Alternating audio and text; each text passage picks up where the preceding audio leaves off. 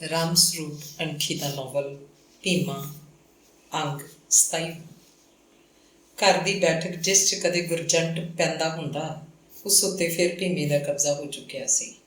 ਭੀਮਾ ਤਾਂ ਅੰਦਰਗਤੀ ਘਰ ਦਾ ਮਾਲਕ ਸੀ, ਉਹਦਾ ਤਾਂ ਬੈਠਕ ਹੀ ਸਾਰੇ ਘਰ 'ਤੇ ਕਬਜ਼ਾ ਸੀ। ਅਤੇ ਫਿਰ ਜਦੋਂ ਸੁਦਾਗਰ ਉਡਾਰ ਹੋਇਆ ਅਤੇ ਵਿਆਹਿਆ ਗਿਆ ਤਾਂ ਭੀਮੇ ਨੇ ਆਪ ਹੀ ਬੈਠਕ ਛੱਡ ਦਿੱਤੀ। ਉਹ ਮੁੜ ਕੇ ਆਪਣੀ ਕੋਠੜੀ 'ਚ ਆ ਗਿਆ। ਸ਼ੁਰੂ 'ਚ ਇਹੀ ਕੋਠੜੀ ਉਹਦਾ ਰਹਿਣ ਬਸੇਰਾ ਹੁੰਦੀ ਸੀ। ਇਹ ਕੋਠੜੀ ਉਹਨੂੰ ਕਿੰਨੀ ਪਿਆਰੀ ਸੀ, ਜਿਹਦੇ ਤਖਤਿਆਂ ਉੱਤੇ ਕਾਲੇ ਰੰਗ ਨਾਲ ਭੀਮਾ ਯਾਦਵ ਅਜੇ ਵੀ ਲਿਖਿਆ ਹੋਇਆ ਸੀ। ਕੋਠੜੀ 'ਚ ਘਰ ਦਾ ਵਾਧੂ ਨਿੱਕ ਸੁੱਕ ਪਿਆ ਰਹਿੰਦਾ। ਜਦੋਂ ਭੀਮਾ ਮੁੜ ਕੇ ਇਸ ਕੋਠੜੀ 'ਚ ਆਇਆ ਤਾਂ ਉਹਨੇ ਝੰਡੇ ਨੂੰ ਨਾਲ ਲਾ ਕੇ ਇੱਕ ਵਾਰ ਤਾਂ ਉੱਥੋਂ ਸਭ ਕੁਝ ਬਾਹਰ ਕਢਵਾ ਦਿੱਤਾ। ਪਹਿਲਾਂ ਵਾਂਗ ਹੀ ਕੋਠੜੀ ਦੇ ਇੱਕ ਪਾਸੇ ਆਪਣਾ ਮੰਜਾ ਡਾਹਿਆ, ਤਕੜਾ ਮਜ਼ਬੂਤ ਮੰਜਾ, ਜਿਹੜਾ ਫਿਰ ਹਮੇਸ਼ਾ ਹੀ ਉੱਥੇ ਡਿਆ ਰਹਿਣਾ ਸੀ। ਉੱਤੇ ਚਰਨੋਂ ਨੂੰ ਕਹਿ ਕੇ ਵਧੀਆ ਬਿਸਤਰਾ ਵਿਛਵਾਇਆ, ਖੱਦਰ ਦੇ ਕੱਪੜੇ ਦਾ ਨਵਾਂ ਭਰਿਆ ਗਦੈਲਾ ਤਾਂ ਕਿ ਪੈਣ ਵੇਲੇ ਬਿਸਤਰਾ ਗੁਦਗੁਦਾ ਲੱਗੇ।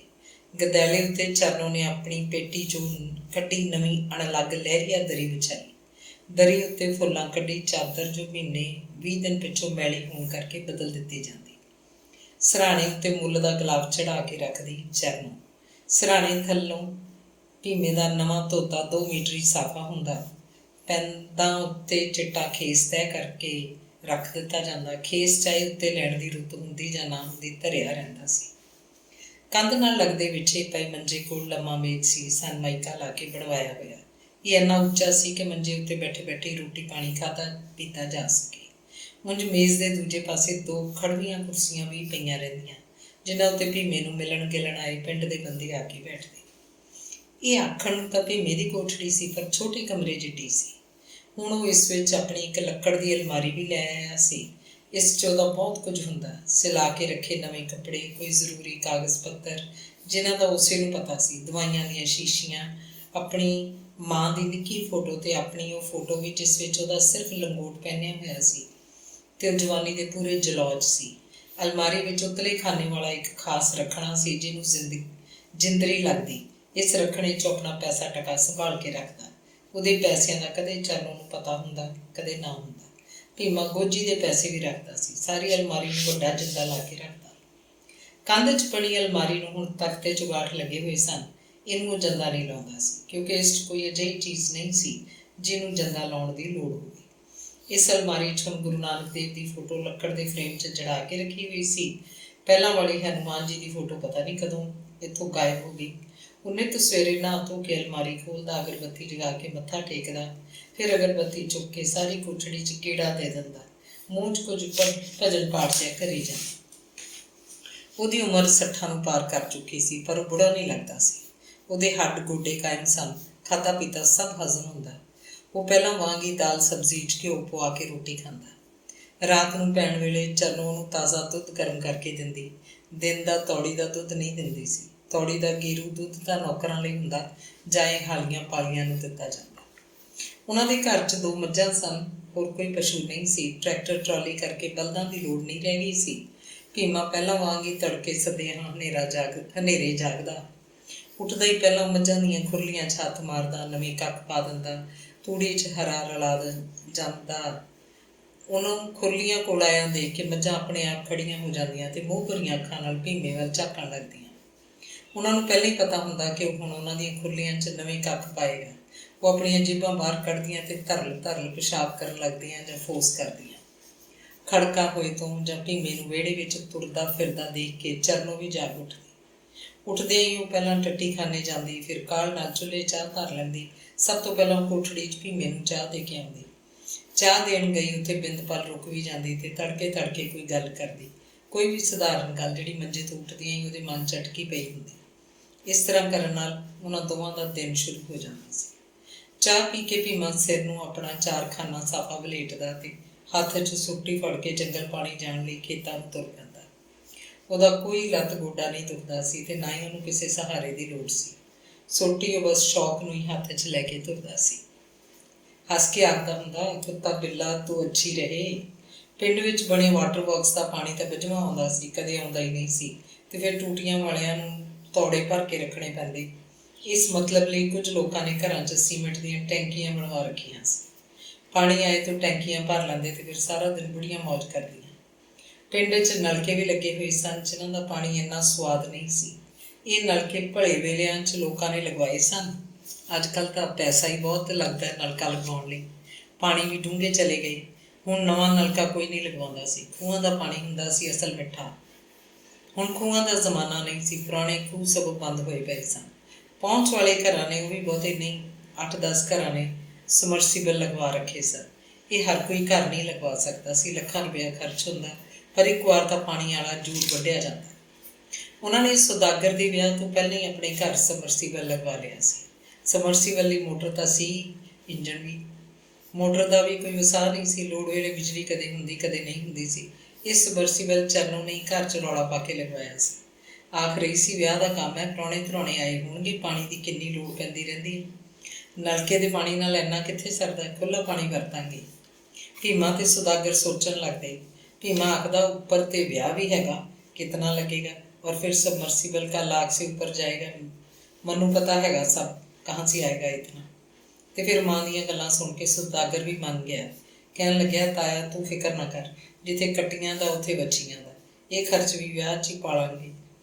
ਬੇਬੇ ਦੀ ਗੱਲ ਮੰਨ ਲੈਂਦੇ ਹਾਂ। ਸਮਰਸੀਬਲ ਵਾਲੇ ਕਮਰੇ ਦੇ ਨਾਲ ਹੀ ਵੱਡਾ ਬਾਥਰੂਮ ਸੀ। ਇਹ ਬਾਥਰੂਮ ਸੌਦਾਗਰ ਨੇ ਮਿਸਤਰੀ ਨੂੰ ਕਹਿ ਕੇ ਆਪਣੀ ਮਰਜ਼ੀ ਦਾ ਬਣਵਾਇਆ ਸੀ। ਬਾਥਰੂਮ ਦੇ ਵਿੱਚ ਇੰਗਲਿਸ਼ ਸਟਾਈਲ ਟੱਟੀ ਬਣਵਾਈ, ਵਧੀਆ ਕਿਸਮ ਦੀ। ਬਟਨ ਦੱਬੇ ਤੋਂ ਟੈਂਕੀ 'ਚੋਂ ਪਾਣੀ ਖੜਕਾਟ ਪਾਉਂਦਾ ਨਿਕਲਦਾ।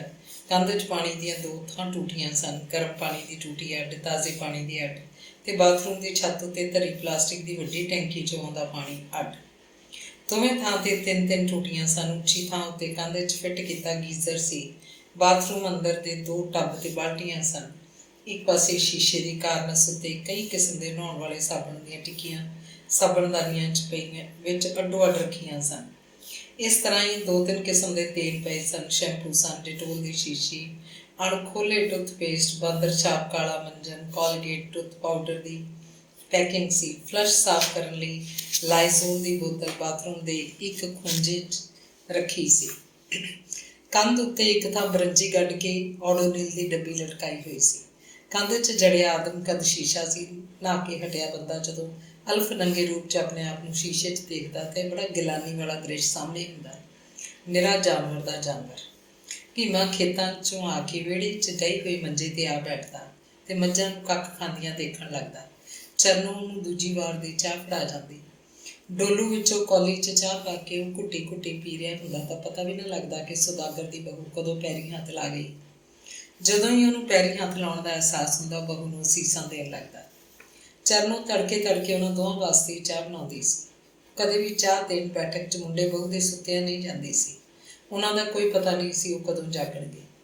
ਚਰਨੋਂ ਉਹਨਾਂ ਨੂੰ ਹਾਕ ਮਾਰ ਕੇ ਜਗਾਉਂਦੀ ਵੀ ਨਹੀਂ ਸੀ। ਮੁੰਡੇ ਬਹੂ ਨੂੰ ਬੈਠਕ 'ਚ ਦਿਨ ਚੜ੍ਹੇ ਤੋਂ ਵੀ ਨਾ ਉੱਠਦਿਆਂ ਦੇਖ ਕੇ ਉਹ ਖਿੱਚਦੀ ਖਪਦੀ ਨਹੀਂ ਸੀ, ਸਗੋਂ ਖੁਸ਼ ਹੁੰਦੀ ਅਤੇ ਮਨ 'ਚ ਡੂੰਘਾ ਚਿਤਾਰਦੀ, ਇਹਨਾਂ ਦੇ ਦਿਨ ਨੇ ਸੁੱਖ ਨਾਲ ਪਏ ਰਹਿਣ। ਮੈਂ ਕਿਹੜੇ ਕਮਾਂਦਰੇ ਕਰਾਉਣੇ ਨੇ ਬਹੂ ਤੋਂ, ਲੈਣ ਮੌਜਾਂ, ਫਿਰ ਤਾਂ ਕਬੀਲਦਾਰੀ 'ਚ ਫਸ ਜਾਣਗੇ। ਢੂਈ ਸਿੱਧੀ ਕਰਨ ਦਾ ਮੌਕਾ ਮਸਾਂ ਮਿਲਿਆ ਕਰੂ ਜਿਉਣ ਜੋਗਿਆਂ ਨੂੰ। ਮਨਜੀਤ ਹੀ ਪਹਿਲਾਂ ਉੱਠਦੀ। ਪਹਿਲਾਂ ਉਹ ਸੌਦਾਗਰ ਨੂੰ ਤਾਜ਼ੇ ਪਾਣੀ ਦਾ ਡੋਲੂ ਲਿਜਾ ਕੇ ਧਰਦੀ। ਉਹ ਜਦੋਂ ਜਾਗਦਾ ਉੱਠ ਕੇ ਕੁਰਲੀ ਕਰਦਾ, ਹੱਥ ਮੂੰਹ ਧੋ ਲੈਂਦਾ। ਇੰਨੇ ਨੂੰ ਮਨਜੀਤ ਉਹਦੇ ਲਈ ਚਾਹ ਲਈ ਖੜੀ ਹੁੰਦੀ। ਉਹ ਆਪਣੇ ਲਈ ਵੀ ਬੈਠਕ ਵਿੱਚ ਹੀ ਚਾਹ ਲਿਆਉਂਦੀ ਸੀ। ਦੂਜੀ ਵਾਰ ਦੀ ਚਾਹ ਦਾ ਪਾਣੀ ਮਨਜੀਤ ਆਪ ਆ ਕੇ ਚੁੱਲ੍ਹੇ ਧਰਦੀ। ਉਹ ਸੌਦਾਗਰ ਦੇ ਪਸੰਦ ਦੀ ਚਾਹ ਬਣਾਉਂਦੀ। ਮਿੱਠਾ ਘੱਟ, ਪੱਤੀ ਤੇਜ਼, ਦੁੱਧ ਉੱਤੋਂ ਦੀ। ਅਜਿਹੀ ਚਾਹ ਨੂੰ ਭੀਮਾ ਵੀ ਪਸੰਦ ਕਰਦਾ। ਨੇੜੇ ਆਈ ਚਰਨੋਂ ਨੂੰ ਆਖਣ ਲੱਗਦਾ, ਚਾਹ ਤੋਂ ਮਨਜੀਤ ਕੌਰ ਬਣਾਉਂਦੀ ਹੈ। ਤੂੰ ਤਾਂ ਤੱਤਾ ਪਾਣੀ ਮੱਥੇ ਮਾਰਦੀ ਹੈਗੀ ਸਵੇਰੇ ਸਵੇਰੇ। ਤੂੰ ਵੀ ਤਾਂ ਹੁਣ ਤੱਤੇ ਪਾਣੀ ਦੇ ਹੀ ਲਾਇਕ ਹੈ ਕੰਨਲਾ, ਚਰਨੋਂ ਆਖਦੀ। ਉਹ ਦੋਵੇਂ ਗੁੱਜਾ ਗੁੱਜਾ ਹੱਸਣ ਲੱਗਦੇ। ਫਿਰ ਚਰਨੋਂ ਪਖਾਣਾ ਪਾਉਂਦੀ, ਘਿਓ ਬਣਾਵੇ ਤੋਰੀਆਂ, ਵੱਡੀ ਬਹੂ ਦਾ ਨਾਂ, ਦੁੱਧ ਬਣਾਉਂਦਾ ਇਹੀ ਜੀ, ਹੋਰ ਮਨਜੀਤ ਕੁਰਕੀ ਵਿੱਚ ਸਿਉਣਾ ਪਾ ਕੇ ਦਿੰਦੀ ਹੈ ਚਾਹ ਦੇ। ਭੀਮਾ ਹੌਲੀ ਹੌਲੀ ਵਿਹੜੇ 'ਚ ਉੱਠਦਾ ਅਤੇ ਸਬਮਰਸੀਬਲ ਛੱਡ ਕੇ ਨਹਾਉਣ ਦੀ ਤਿਆਰੀ ਕਰਨ ਲੱਗਦਾ। ਅੰਗ 28ਵਾਂ। ਪੰਜਾਬ ਸੂਬੇ ਦੀ ਹੋਣੀ 2 ਰਾਜਨੀਤਿਕ ਪਾਰਟੀਆਂ ਦੀ ਲੜਾਈ ਨਾਲ ਬੱਝ ਕੇ ਰਹਿ ਗਈ ਸੀ। ਇਹ 2 ਪਾਰਟੀਆਂ ਸਨ। ਇੱਕ ਤਾਂ ਕਾਂਗਰਸ, ਤੇ ਜਿਹੜੀ ਦੇਸ਼ ਦੀ ਮੁੱਖ ਪਾਰਟੀ ਵੀ ਸੀ। ਇਸ ਪਾਰਟੀ ਦੀਆਂ ਜਥੇਬੰਦਕ ਤੰਦਾਂ ਹਮੇਸ਼ਾ ਦਿੱਲੀ ਨਾਲ ਜੁੜੀਆਂ ਰਹਿੰਦੀਆਂ। ਦੂਜੀ ਪਾਰਟੀ ਸੀ ਅਕਾਲੀ ਦਲ, ਜਿਹੜੀ ਇੱਕ ਖੇਤਰੀ ਪਾਰਟੀ ਸੀ। ਇਸ ਪਾਰਟੀ ਦਾ ਸੂਬੇ 'ਚ ਜਨ ਆਧਾਰ ਬਹੁਤ ਸੀ। ਇਸ ਪਾਰਟੀ ਨੇ ਜਦੋਂ ਦਾ ਪੰਜਾਬ ਦੀ ਭਾਰਤੀ ਜਨਤਾ ਪਾਰਟੀ ਨਾਲ ਗੱਠਜੋੜ ਕੀਤਾ ਸੀ, ਇਹ ਪ੍ਰਾਂਤ ਵਿੱਚ ਹੋਰ ਵੀ ਮਜ਼ਬੂਤ ਹੋ ਚੁੱਕੀ ਸੀ। ਸੱਤਾ ਹਥਿਆਉਣ ਲਈ ਅਕਾਲੀਆਂ ਨੂੰ ਭਾਜਪਾ ਵਾਲੇ ਨਾਲ ਰੱਖਣੇ ਪੈਂਦੇ, ਕਿਉਂਕਿ ਮਸਲਾ ਹਿੰਦੂ ਵੋਟ ਦਾ ਹਮੇਸ਼ਾ ਖੜਾ ਰਹਿੰਦਾ। ਭਾਜਪਾ ਹਮੇਸ਼ਾ ਅਕਾਲੀ ਦਲ ਨਾਲ ਲਟਕੀ ਰਹਿੰਦੀ, ਕਿਉਂਕਿ ਇਹਨਾਂ ਨਾਲ ਚੱਲ ਕੇ ਹੀ ਉਹਨਾਂ ਦੀ ਦਾਲ ਗਲਦੀ ਸੀ, ਨਹੀਂ ਤਾਂ ਉਹਨਾਂ ਨੂੰ ਇਸ ਸਿੱਖ ਸੂਬੇ 'ਚ ਕੀ ਮਿਲਣਾ ਸੀ। ਇਹ ਦੋਵੇਂ ਮੁੱਖ ਪਾਰਟੀਆਂ ਅਸਲ 'ਚ ਵੱਡੇ ਲੋਕਾਂ ਦੀਆਂ ਪਾਰਟੀਆਂ ਸਨ। ਆਮ ਜਨਤਾ ਨੂੰ ਕੰਮਾਂ ਬਗੈਰ ਨਹੀਂ ਸਰਦਾ ਸੀ ਅਤੇ ਅਫਸਰਸ਼ਾਹੀ ਨੇ ਨੌਕਰੀ ਕਰਨੀ ਹੁੰਦੀ। ਇਸ ਲਈ ਜਨਤਾ ਅਤੇ ਅਫਸਰ ਲੋਕ 5 ਸਾਲਾਂ ਲਈ ਸੱਤਾਧਾਰੀ ਪਾਰਟੀ ਨਾਲ ਜੁੜੇ ਰਹਿੰਦੇ। ਦੋਵੇਂ ਪਾਰਟੀਆਂ ਮੁੱਖ ਤੌਰ ਉੱਤੇ ਵੱਡੇ ਜ਼ਿਮੀਂਦਾਰਾਂ ਅਤੇ ਵੱਡੇ ਵਪਾਰੀਆਂ ਦੀਆਂ ਪਾਰਟੀਆਂ ਸਨ। ਵੱਡੇ ਜ਼ਿਮੀਂਦਾਰ ਜਿਨ੍ਹਾਂ ਕੋਲ ਸੈਂਕੜੇ ਹਜ਼ਾਰਾਂ ਏਕੜ ਜ਼ਮੀਨ ਸੀ, ਇਹ ਲੋਕ ਅਕਾਲੀਆਂ ਵਿੱਚ ਵੀ ਸਨ ਅਤੇ ਕਾਂਗਰਸ ਵਿੱਚ ਵੀ। ਸਮਾਜਿਕ ਤੌਰ 'ਤੇ ਇਹਨਾਂ ਦਾ ਕੋਈ ਖਾਸ ਵਿਰੋਧ ਨਹੀਂ ਸੀ, ਇੱਕੋ ਸਨ। ਪ੍ਰਤੱਖ ਤੌਰ ਉੱਤੇ ਇਹ ਲੋਕ ਆਪਸ 'ਚ ਲੜ ਝਗੜ ਰਹੇ ਲੱਗਦੇ, ਪਰ ਅੰਦਰ ਖਾਤੇ ਇਹਨਾਂ ਦੀਆਂ ਰਿਸ਼ਤੇਦਾਰੀਆਂ ਸਨ। ਅਕਾਲੀਆਂ ਦੇ ਮੁੰਡੇ ਕਾਂਗਰਸੀਆਂ ਦੇ ਘਰੇ ਵਿਆਹੇ ਹੁੰਦੇ ਅਤੇ ਕਾਂਗਰਸੀਆਂ ਦੇ ਮੁੰਡੇ ਅਕਾਲੀਆਂ ਦੇ ਘਰ। ਇਹਨਾਂ ਦਾ ਜਮਾਤੀ ਖਾਸਾ ਇੱਕੋ ਸੀ। ਜਦੋਂ ਕਿ ਜਨਤਾ ਦੇ ਅੱਖੀਂ ਘੱਟਾ ਪਾਉਣ ਲਈ ਆਪ ਚੋਣਾਂ ਵਿੱਚ ਇਹਨਾਂ ਦੀ ਸਿਰ ਧੜ ਦੀ ਬਾਜੀ ਲੱਗੀ ਹੁੰਦੀ। ਮੀਡੀਆ ਦੀ ਭਾਸ਼ਾ ਵਿੱਚ ਕਾਂਟੇ ਦੀ ਟੱਕਰ ਬਣਾ ਲੈ। ਪੰਜਾਬ ਦਾ ਮੁੱਖ ਮੰਤਰੀ ਇਹਨਾਂ ਵੱਡੇ ਜ਼ਿਮੀਂਦਾਰਾਂ ਵਿੱਚੋਂ ਹੀ ਬਣਦਾ ਸੀ। ਬਹੁਤਾ ਕਰਕੇ ਮੰਤਰੀ ਲੋਕ ਵੀ ਇਹੀ ਸਨ। ਇਹਨਾਂ ਵੱਡੇ ਲੋਕਾਂ 'ਚ ਧਨੀ ਕਿਸਾਨ ਸਨ, ਜਿਨ੍ਹਾਂ ਨੇ ਵਿੰਗੇ ਟੇਢੇ ਢੰਗਾਂ ਨਾਲ ਪਿੰਡ 'ਚ ਥੋੜ੍ਹੇ ਟੁੱਟੇ ਜੱਟਾਂ ਦੀ ਜ਼ਮੀਨ ਬੈਅ ਕਰਵਾ ਲਈ ਹੁੰਦੀ। ਇਹਨਾਂ 'ਚ ਪੁਰਾਣੇ ਜਗੀਰਦਾਰ ਸਨ, ਜਿਨ੍ਹਾਂ ਕੋਲ ਹਾਲ ਤੱਕ ਵੀ ਮੁੱਠੀਆਂ ਭਾਰੀਆਂ ਜਾਇਦਾਦਾਂ ਕਾਇਮ ਸਨ। ਸਾਬਕਾ ਰਜਵਾੜੇ ਸਨ, ਜਿਹੜੇ ਰਿਆਸਤਾਂ ਵੇਲੇ ਆਮ ਜਨਤਾ ਦਾ ਸ਼ੋਸ਼ਣ ਕਰਦੇ ਅਤੇ ਹੁਣ ਲੋਕਤੰਤਰ ਦੀ ਆੜ ਵਿੱਚ ਜਨਤਾ ਦੇ ਸੇਵਕ ਬਣ ਬੈਠੇ। ਚੋਣਾਂ ਵੇਲੇ ਲੋਕਾਂ ਦੇ ਝਾੜੂ ਬਰਦਾਰ ਰਖਵਾਉਂਦੇ। ਇਹਨਾਂ ਵਿੱਚੋਂ ਜਿੰਨੇ ਵੀ ਵਿਧਾਨ ਸਭਾ ਲਈ ਚੁਣੇ ਜਾਣ ਮਗਰੋਂ ਸ਼ੇਰ ਬਣ ਜਾਂਦੇ। ਚੋਣਾਂ ਦੇ ਦਿਨਾਂ 'ਚ ਹੀ ਆਖਦੇ, ਤੁਸੀਂ ਸਾਨੂੰ ਇੱਕ ਵਾਰ MLA ਬਣ ਲੈਣ ਦਿਓ, ਅਗਲਾ ਕੰਮ ਸਾਡਾ, ਦੇਖਿਓ ਇਲਾਕੇ 'ਚ ਲਹਿਰਾਂ ਪਹਿਰਾਂ ਲਾ ਦਿਆਂਗੇ। ਅਸਲ 'ਚ ਲਹਿਰਾਂ ਬਹਿਰਾਂ ਉਹ MLA ਬਣਨ ਦੇ ਬਾਅਦ ਆਪਣੇ ਲਈ ਲਾਉਣ ਲੱਗਦੇ। ਜਨਤਾ ਪਵੇ ਠੱਠੇ ਖੂਹ 'ਚ। ਸੂਬੇ ਦੇ ਵੱਡੇ ਕਾਰਖਾਨਿਆਂ ਅਤੇ ਸਨਅਤੀ ਅਦਾਰਿਆਂ ਵਿੱਚ ਇਹਨਾਂ ਵੱਡੇ ਜ਼ਿਮੀਂਦਾਰਾਂ ਦਾ ਹਿੱਸਾ ਪੱਤੀ ਹੁੰਦਾ। ਵੱਡੇ ਵਪਾਰੀ ਹਿੰਦੂ ਤਬਕੇ 'ਚੋਂ ਸਨ। ਇਹ ਪਿੰਡਾਂ ਸ਼ਹਿਰਾਂ ਦੇ ਵੱਡੇ ਸ਼ਾਹੂਕਾਰ ਅਤੇ ਕਾਰਨੀਦਾਰ ਸਨ। ਵਪਾਰੀ ਲੋਕ ਇਹਨਾਂ ਦੇ ਲੱਖਾਂ ਕਰੋੜਾਂ ਦੇ ਕਾਰੋਬਾਰ ਸਨ, ਪੰਜਾਬ ਵਿੱਚ ਵੀ ਅਤੇ ਪੰਜਾਬ ਦੇ ਬਾਹਰ ਦੂਜੇ ਸੂਬਿਆਂ 'ਚ ਵੀ। ਰਾਜਨੀਤੀ ਤਾਂ ਇਸ ਲਈ ਕਰਦੇ ਸਨ ਕਿ ਇਹਨਾਂ ਨੇ ਕਾਲੇ ਧੰਦਿਆਂ ਉੱਤੇ ਪਰਦਾ ਰਹੇ। ਸੱਤਾਧਾਰੀ ਪਾਰਟੀਆਂ ਚੋਣ ਕਰਕੇ ਨਾ ਇਹਨਾਂ ਨੂੰ ਕੋਈ ਅਦਾਲਤ ਬੁਲਾਉਂਦੀ, ਨਾ ਪੁਲਿਸ ਦਾ ਖੁਫੀਆ ਵਿਭਾਗ। ਵੱਡੇ ਵੱਡੇ ਪੁਲਿਸ ਅਫਸਰ ਇਹਨਾਂ ਦੀਆਂ ਕੋਠੀਆਂ 'ਚ ਆ ਕੇ ਸਿਰ ਝੁਕਾਉਂਦੇ। ਇਸ ਹਿਸਾਬ ਉਹਨਾਂ ਨੇ ਵੀ ਕੋਈ ਕਾਲਾ ਧੰਦਾ ਕਰਨਾ ਹੁੰਦਾ ਸੀ। ਇਹ ਵੱਡੇ ਵਪਾਰੀ ਕਾਂਗਰਸ 'ਚ ਤਾਂ ਸਨ ਹੀ। ਅਕਾਲੀਆਂ ਦੀ ਭਾਈਵਾਲੀ ਪਾਰਟੀ ਭਾਜਪਾ ਸਾਰੀ ਇਹਨਾਂ ਦੀ ਸੀ।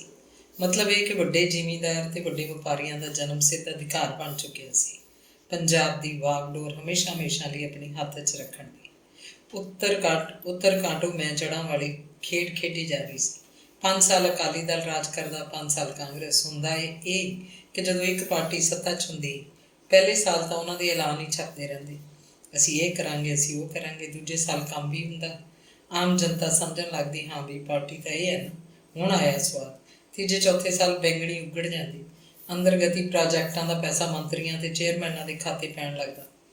ਪਤਾ ਵੀ ਨਹੀਂ ਲੱਗਦਾ ਸੀ ਕੌਣ ਕਿੱਥੋਂ ਖਾ ਰਿਹਾ। ਪਿੱਛ ਲੱਗ ਵਿਧਾਇਕਾਂ ਨੂੰ ਵੀ ਬੁਰਕੀਆਂ ਸੁੱਟੀਆਂ ਜਾਂਦੀਆਂ। 5ਵੇਂ ਸਾਲ ਜਦੋਂ ਅਗਲੀ ਚੋਣ ਨੇੜੇ ਆ ਰਹੀ ਹੁੰਦੀ, ਬਾਜ਼ ਖੁੱਲ੍ਹ ਜਾਂਦੇ। ਲੋਕਾਂ ਦੇ ਕੰਮ ਹੋਣੋਂ ਹਟ ਜਾਂਦੇ। ਮੰਤਰੀ ਦਾ ਹੁਕਮ ਵੀ ਨਹੀਂ ਮੰਨਿਆ ਜਾਂਦਾ ਸੀ। ਅਫਸਰਸ਼ਾਹੀ ਸਿਰ ਚੁੱਕ ਲੈਂਦੀ। ਵੱਡੇ ਅਫਸਰ ਅੰਦਰੋਂ ਅੰਦਰੀ ਗੱਲਾਂ ਕਰਦੇ, 6 ਮਹੀਨੇ ਰਹਿ ਗਏ ਸਾਲਿਆਂ ਦੇ, ਅੱਗੇ ਦੇਖੋ ਕਿਹਦੀ ਪਰਜਾ ਹੋ। ਇਹ ਤਾਂ ਦਫਾ ਹੋਏ ਹੀ ਚੰਗੇ ਨੇ। ਆਪਣਾ ਕੰਮ ਤਾਂ ਹੁਣ ਅਗਲੀ ਮਿਨਿਸਟਰੀ ਵੇਲੇ ਹੀ ਹੋਊਗਾ। ਇਹ ਨਹੀਂ ਲੱਤ ਲਾਉਂਦੇ ਹੁਣ, ਚੱਲ ਬਥੇਰਾ ਚਲਾ ਗਏ ਜੰਮਦੀਆਂ। ਆਮ ਜਨਤਾ ਸੱਤਾਧਾਰੀਆਂ ਤੋਂ ਬਦਜ਼ਨ ਹੋ ਜਾਂਦੀ ਜਾਂ ਮੁੱਖ ਵਿਰੋਧੀ ਪਾਰਟੀ ਦੇ ਆਗੂਆਂ ਵੱਲੋਂ ਕਰ ਦਿੱਤੀ ਜਾਂਦੀ। ਹੁਕਮਰਾਨ ਪਾਰਟੀ ਕਿੰਨੀ ਵੀ ਸਰਕਾਰੀ ਮਸ਼ੀਨਰੀ ਵਰਤਦੀ, ਕਿੰਨੇ ਵੀ ਹੱਥਕੰਡੇ ਇਸਤੇਮਾਲ ਕੀਤੇ ਜਾਂਦੇ, ਵੋਟਰਾਂ ਨੂੰ ਕਿੰਨਾ ਵੀ ਪੈਸਾ ਝੋਂਕਿਆ ਜਾਂਦਾ ਅਤੇ ਅਗਲੇ 5 ਸਾਲਾਂ ਲਈ ਕਿੰਨੇ ਵੀ ਸਬਜ਼ਬਾਗ ਵਿਖਾਏ ਜਾਂਦੇ, ਉਹਨਾਂ ਨੇ ਹਾਰਨਾ ਹੁੰਦਾ ਸੀ। ਸੱਤਾ ਪਰਿਵਰਤਨ ਲਈ 5 ਸਾਲਾਂ ਪਿੱਛੋਂ ਆਟੋ ਕੱਟ ਲੱਗਦਾ। ਪੰਜਾਬੀਆਂ ਦੀ ਕਿਸਮਤ ਇਹਨਾਂ ਦੋ ਮੁੱਖ ਪਾਰਟੀਆਂ ਦੇ ਵੱਸ ਪਈ ਹੋਈ ਸੀ। ਜਿਵੇਂ ਪਿਓ ਦੀ ਜ਼ਮੀਨ ਨੂੰ ਵਾਹੁਣ ਲਈ ਉਹਨਾਂ ਦੋ ਮੁੰਡਿਆਂ ਦਾ ਪੱਕਾ ਫੈਸਲਾ ਹੋਵੇ ਕਿ 5 ਸਾਲ ਲਈ ਇੱਕ ਮਾਲਕ ਹੋਏਗਾ ਅਤੇ 5 ਸਾਲ ਲਈ ਦੂਜਾ। ਹੋਰ ਕੀ, ਇਹ ਦੋਵੇਂ ਪਾਰਟੀਆਂ ਪੰਜਾਬ ਦੀ ਜਨਤਾ ਨੂੰ ਵਾਹੁੰਦੀਆਂ ਹੀ ਸਨ। ਚੋਣਾਂ ਤੋਂ ਪਹਿਲਾਂ ਦੋਵਾਂ ਪਾਰਟੀਆਂ ਦਾ ਗਿਣਿਆ ਮਿਥਿਆ ਪ੍ਰੋਗਰਾਮ ਹੁੰਦਾ। ਕਾਂਗਰਸ ਦਾ ਰਾਜ ਹੁੰਦਾ ਤਾਂ ਅਕਾਲੀ ਕੋਈ ਧਾਰਮਿਕ ਸਿੰਗੜੀ ਛੇੜ ਲੈਂਦੇ, ਅਤੇ ਜੇ ਅਕਾਲੀ ਦਲ ਦਾ ਰਾਜ ਹੁੰਦਾ ਤਾਂ ਕਾਂਗਰਸੀ ਅਕਾਲੀ ਰਾਜ ਵੇਲੇ ਦੇ ਪ੍ਰੋਜੈਕਟਾਂ ਦੀ ਨੁਕਤਾਚੀਨੀ ਕਰਦੇ। ਚੋਣਾਂ ਵੇਲੇ ਦੋਵੇਂ ਪਾਰਟੀਆਂ ਦਾ ਜਨਤਾ ਲਈ ਕੋਈ ਆਰਥਿਕ ਮੈਨੀਫੈਸਟੋ ਨਹੀਂ ਹੁੰਦਾ ਸੀ। ਆਮ ਚੋਣਾਂ ਕੁਰਸੀ ਯੁੱਧ ਵਿੱਚ ਤਬਦੀਲ ਹੋ ਜਾਂਦੀਆਂ। ਭਾਰਤੀ ਜਨਤਾ ਪਾਰਟੀ ਅਕਾਲੀ ਦੀ ਡਿਟੋ ਕਾਪੀ ਬਣ ਕੇ ਰਹਿ ਗਈ। ਜੇ ਕਦੇ ਉਹ ਕੋਈ ਹਿੰਦੂ ਮੁੱਦਾ ਖੜਾ ਕਰਦੇ ਤਾਂ ਅਕਾਲੀ ਮੁੱਖ ਮੰਤਰੀ ਉਹਨਾਂ ਨੂੰ ਮਨਾ ਲੈਂਦਾ ਸੀ, ਉਹਨਾਂ ਦੀ ਗੱਲ ਮੰਨ ਲਈ ਜਾਂਦੀ। ਸਿਰਫ ਕਮਿਊਨਿਸਟ ਪਾਰਟੀਆਂ ਸਨ ਜਿਨ੍ਹਾਂ ਦੀ ਰਾਜਨੀਤਿਕ ਜਦੋਜਹਿਦ ਕਿਸਾਨਾਂ, ਮਜ਼ਦੂਰਾਂ ਤੇ ਮੁਲਾਜ਼ਮਾਂ ਦੇ ਆਰਥਿਕ ਮਸਲਿਆਂ ਨਾਲ ਬੱਝੀ ਹੁੰਦੀ। ਦੋਵੇਂ ਪਾਰਟੀਆਂ ਚਾਹੇ ਉਹ CPI ਸੀ ਜਾਂ CPI-M ਦੇ ਆਗੂ ਆਮ ਕਰਕੇ ਨਿਮਨ ਵਰਗ ਤੇ ਮੱਧ ਵਰਗ ਵਿੱਚ ਹੁੰਦੇ। ਕਮਿਊਨਿਸਟ ਪਾਰਟੀਆਂ ਦੀ ਕੁੱਲ ਵਕਤੀ ਅਸਲ ਵਿੱਚ ਸਮਾਜਵਾਦੀ ਸੋਚ ਨੂੰ ਸਾਰੀ ਉਮਰ ਲਈ ਪ੍ਰਣਾਏ ਰਹੇ ਸਨ। ਪਰ ਉਹ ਕੀ ਕਰਦੇ ਜਦੋਂ ਸੋਵੀਅਤ ਯੂਨੀਅਨ ਵੀ ਖੇਰੂ ਹੋ ਗਈ, ਜਿੱਥੋਂ ਕਿ ਇੱਥੋਂ ਦੀ ਕਮਿਊਨਿਸਟ ਪਾਰਟੀ 75 ਸਾਲਾਂ ਤੋਂ ਰਾਜ ਕਰਦੀ ਆ ਰਹੀ ਸੀ। ਸੋਵੀਅਤ ਯੂਨੀਅਨ ਟੁੱਟਣ ਨਾਲ ਪੰਜਾਬ ਦੀਆਂ ਕਮਿਊਨਿਸਟ ਪਾਰਟੀਆਂ ਦੀ ਚਾਹੇ ਸੋਚ ਨਹੀਂ ਬਦਲੀ, ਪਰ ਇੱਕ ਵਾਰ ਦਾ ਸਾਰਾ ਰਾਜਨੀਤਿਕ ਧਰਾਤਲ ਹਿੱਲ ਕੇ ਰਹਿ ਗਿਆ। ਅੱਖਾਂ 'ਚ ਲਟਕਦਾ ਇਨਕਲਾਬ ਦਾ ਸੁਪਨਾ ਉਜਲ ਹੋ ਗਿਆ। ਸਿਆਣੇ ਆਗੂਆਂ ਦਾ ਇੱਕੋ ਧਰਵਾਸ ਸੀ ਕਿ ਉਹ ਯੁੱਗ ਪਲਟੇ ਲਈ ਲੋਕਾਂ 'ਚ ਧਰਾਤਲ ਤਿਆਰ ਕਰ ਰਹੇ ਹਨ। ਆਮ ਜਨਤਾ ਜ਼ਰੂਰ ਕਦੇ ਇਸ ਰਾਹ 'ਚ ਤੁਰਨ ਲੱਗੇਗੀ। ਅੰਗ 29। ਕਹਿੰਦੇ ਹੁੰਦੇ ਪਿੰਡ ਰੱਬ ਦੇ, ਸ਼ਹਿਰ ਆਦਮੀਆਂ ਦੇ। ਪਰ ਪਿਛਲੇ ਕੁਝ ਦਹਾਕਿਆਂ ਤੋਂ ਪੰਜਾਬ ਦੇ ਲੀਡਰਾਂ ਨੇ ਪਿੰਡਾਂ ਨੂੰ ਰੱਬ ਦੇ ਨਹੀਂ ਰਹਿਣ ਦਿੱਤਾ ਸੀ। ਪਿੰਡ ਕਾਂਗਰਸੀਆਂ ਤੇ ਅਕਾਲੀਆਂ ਦੇ ਹੋ ਕੇ ਰਹਿ ਗਏ। ਆਜ਼ਾਦੀ ਤੋਂ ਬਾਅਦ ਜਦੋਂ ਪਿੰਡਾਂ 'ਚ ਪੰਚਾਇਤਾਂ ਬਣੀਆਂ ਤਾਂ ਲੋਕਾਂ ਲਈ ਇਹ ਇੱਕ ਅਚੰਭਾ ਸੀ। ਆਖ ਰਹੇ ਸਨ, ਲੈ ਵੀ ਇਹ ਤਾਂ ਚੱਜ ਦੀ ਗੱਲ ਹੈ ਕਿ ਪਿੰਡਾਂ ਦੇ ਲੋਕ ਆਪਣੇ ਝਗੜੇ ਆਪ ਹੀ ਨਿਬੇੜਿਆ ਕਰਨਗੇ। ਪਿੰਡਾਂ ਦੇ ਨੰਬਰਦਾਰ ਕਦੇ ਅਰਧ ਸਰਕਾਰੀ ਅਫਸਰ ਸਨ। ਸਰਕਾਰੀ ਦਰਬਾਰੇ ਨੰਬਰਦਾਰਾਂ ਦੀ ਬਹੁਤ ਮੰਨੀ ਜਾਂਦੀ। ਤਹਿਸੀਲਦਾਰ ਉਹਨਾਂ ਦੀ ਮੰਨਦਾ। ਪੁਲਿਸ ਕਿਸੇ ਕੇਸ 'ਚ ਪਿੰਡ ਆਉਂਦੀ ਤਾਂ ਪਹਿਲਾਂ ਚੌਕੀਦਾਰ ਨੰਬਰਦਾਰ ਨੂੰ ਬੁਲਾਇਆ ਜਾਂਦਾ। ਆਜ਼ਾਦੀ ਤੋਂ ਪਹਿਲਾਂ ਨੰਬਰਦਾਰਾਂ ਦੀ ਗੱਲ ਤਾਂ ਰਾਜੇ ਮਹਾਰਾਜੇ ਵੀ ਮੰਨਦੇ ਸਨ। ਆਜ਼ਾਦੀ ਤੋਂ ਪਹਿਲਾਂ ਜਗਤਪੁਰ ਪਿੰਡ 'ਚ 2 ਨੰਬਰਦਾਰ ਸਨ। ਫਿਰ ਆਜ਼ਾਦੀ ਮਿਲਣ ਤੋਂ ਕਈ ਸਾਲ ਬਾਅਦ 2 ਨੰਬਰਦਾਰ ਹੋਰ ਬਣਾ ਦਿੱਤੇ ਗਏ। ਪੈਪਸੂ ਵਿੱਚ ਪਹਿਲੀ ਵਾਰ ਪੰਚਾਇਤਾਂ ਬਣੀਆਂ ਤਾਂ ਕੁਝ ਸਾਲਾਂ ਤੱਕ ਤਾਂ ਨੰਬਰਦਾਰਾਂ ਦੀ ਵੀ ਮੰਨੀ ਜਾਂਦੀ ਰਹੀ। ਸਰਪੰਚ ਨੂੰ ਪਿੰਡ ਦੇ ਆਦਮੀ ਐਵੇਂ ਬਨੌਟੀ ਜਿਹਾ ਸਮਝਦੇ ਸਨ। ਪੁਲਿਸ ਅਜੇ ਤੱਕ ਵੀ ਨੰਬਰਦਾਰਾਂ ਦੀ ਕਦਰ ਕਰਦੀ ਸੀ। ਦੂਜੀ ਵਾਰ ਪੰਚਾਇਤਾਂ ਉਦੋਂ ਬਣੀਆਂ ਜਦੋਂ ਪੈਪਸੂ ਰਾਜ ਟੁੱਟ ਚੁੱਕਿਆ ਸੀ। ਪੈਪਸੂ ਨੂੰ ਪੰਜਾਬ ਵਿੱਚ ਹੀ ਮਿਲਾ ਦਿੱਤਾ ਗਿਆ।